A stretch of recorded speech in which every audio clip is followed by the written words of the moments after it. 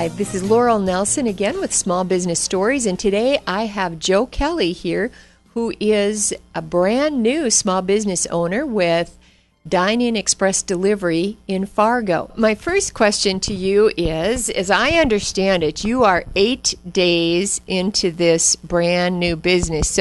So you are a very unique guest for us because you can tell us what it's really like to be in the startup phase of a business. So first of all, what made you want to go into this business, and tell us a little basically what the business is?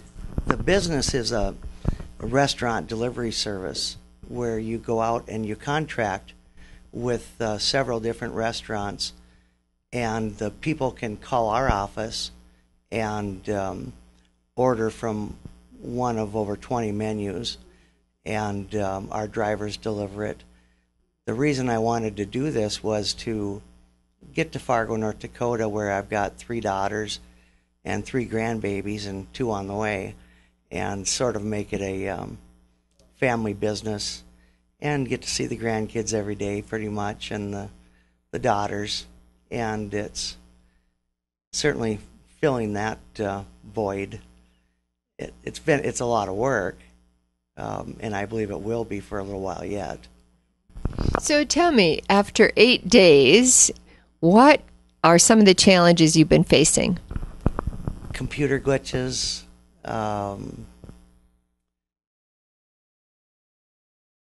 several different things, just glitches, working all of these little kinks out, and I'm really glad that we did a slow opening so that we could identify these problems and try and solve them before we were really flooded with orders. But a lot of computer programming problems, and just the processes, getting all of the processes in order, and following those, finding what's successful, and then following those processes.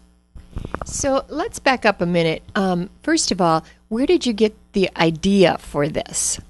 We've stayed in several cities. We've traveled a lot over the last 8 years, my wife and I, and in nice-sized cities like Fargo, North Dakota, or larger, a lot of them have these services. Some do, some don't.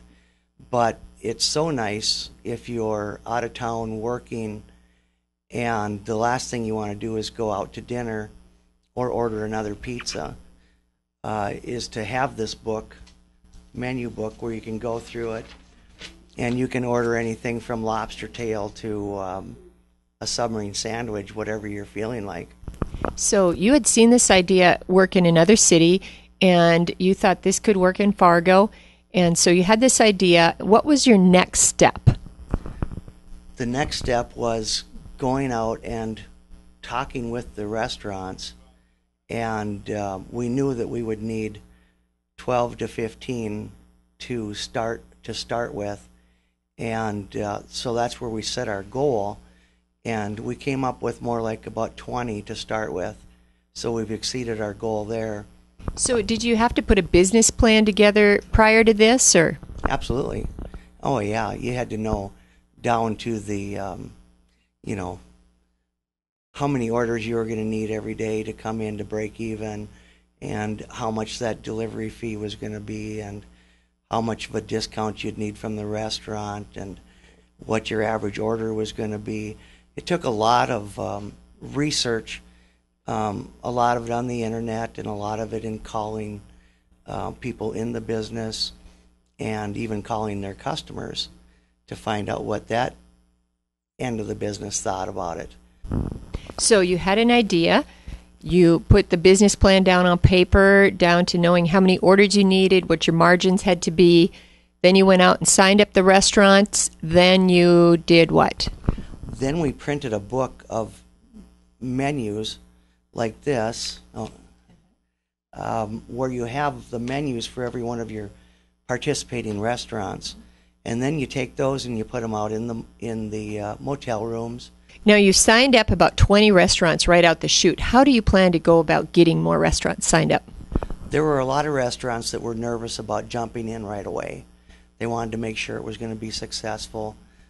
before they got their feet wet with us. And they wanted to talk to some of the restaurant owners that did go from the beginning. And so we do have several that have said they'd like to sign up in the second month now going forward. And then we're noticing that there's some types of restaurants or just some really well-recognized restaurants out there that we would really like to have as a partner. And we're not going to worry so much, I think, about the number of restaurants, but the quality of the restaurants, the diversity of the restaurants, and getting those restaurants that are really well thought of, very popular, and there's several of those in Fargo, Moorhead. So we're going to be going after those guys. So you had the idea, made the business plan, signed up the restaurants, printed the books. Then were you ready to start your business? Did you find a facility? Did you hire people? How did those steps happen? We did find a place to rent, some office space, and then hiring the employees was a challenge. So what have the challenges been in finding staff for this kind of business? We're just finding qualified people and people that that want to work in that industry, perhaps. They're not high-paying jobs. They're not low-paying either in Fargo. But I'd say mostly it was a matter of finding enough qualified people that would want to work in that type of a job. I imagine, too, having a clean driving record is important. Oh, man. Yeah, we lost a couple drivers where you get their driving record and send it to the insurance company.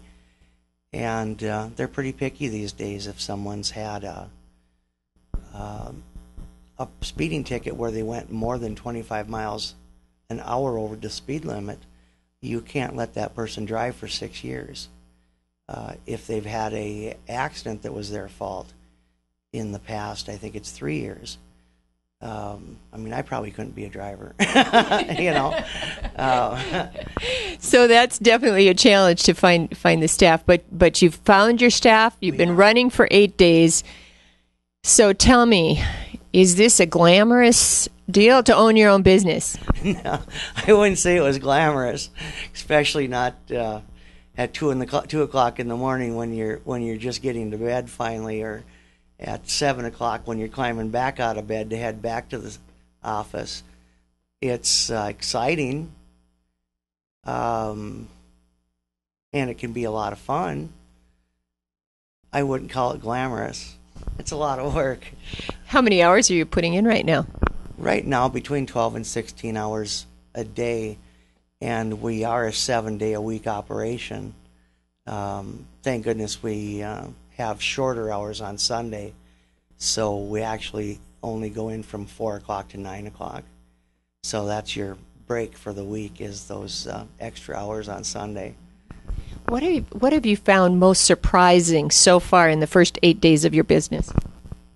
I would say just the number of small computer glitches that you're going to run into, and little processes that you're going to build as you discover what's going to work and what's not going to work.